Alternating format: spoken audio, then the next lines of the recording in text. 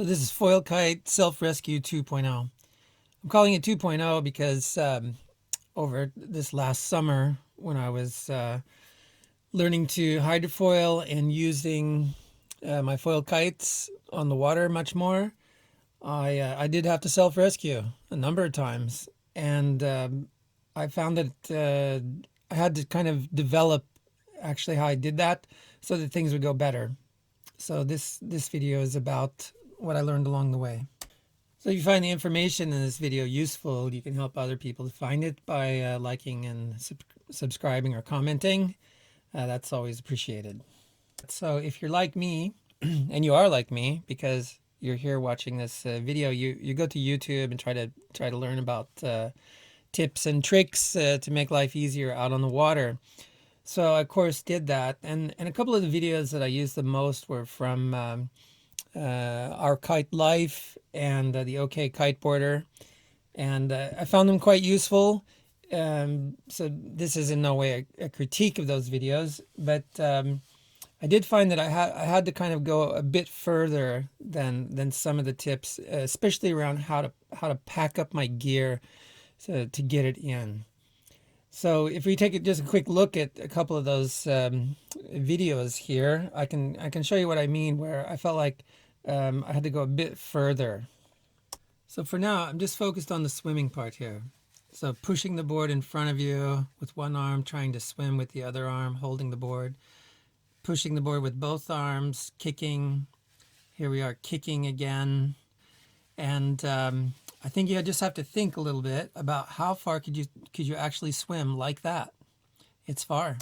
So this is some footage from my first self-rescue. I did end up making it in, but it was a bit of drama. It took me a long time, and people watching me, thought I was dying because I was met on the beach by police, ambulance driver, and a rescue boat pulled up right at the time I got back to the beach.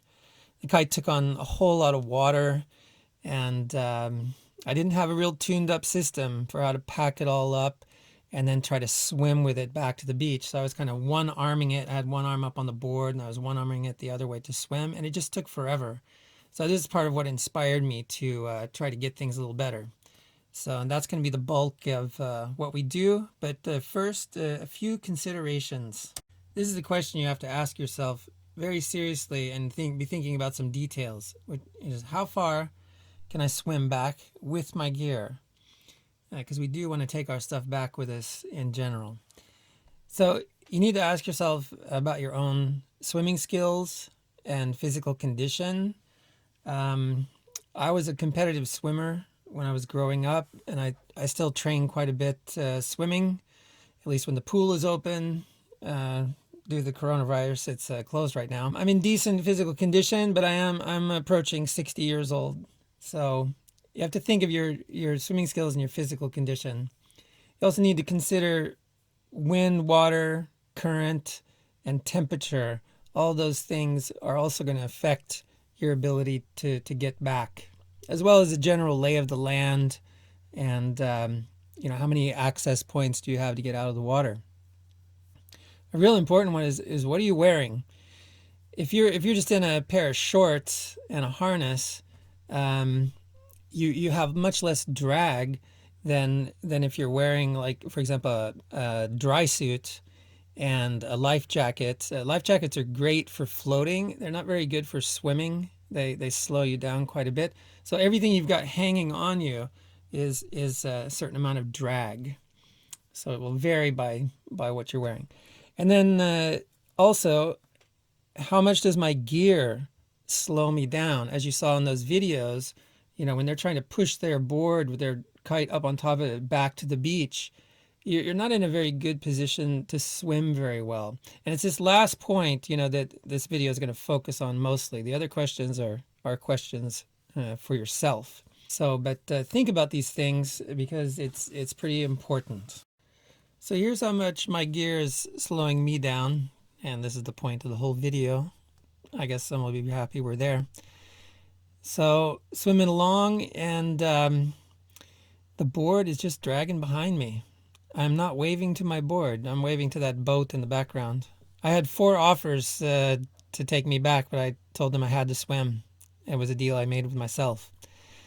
And this is kind of the little trail I swam, about 650 meters. It's probably a little longer than that because I didn't go in quite that straight a path on the way back. So, but these methods make it you able to do this, and I'm going to show you some video now just about how I do that. So I've already rolled up the kite, and now I'm just going to heave it up on the board, and you can see, you know, it's kind of packed together, but it's kind of a mess too. There's loose ends hanging off, and so I'm trying to get all those up on top of the board too. There's a decent amount of water in the kite as well. One of the nice things is once you get it up on the board, and it's just a bit high, some of that water will just start to drain out as it's sitting on the board. So now I've taken out my secret weapon, which is 2 bungee cords that are in the front pocket of my life vest, and each one has a little loop tied in the end. So I just put it around the board, put the end through the loop, and pull it tight, and put a little slip knot in the bungee cord. And so with these 2 just little pieces of bungee, I can really securely fasten my kite to the board and kind of hold it all up on the board, which is really important.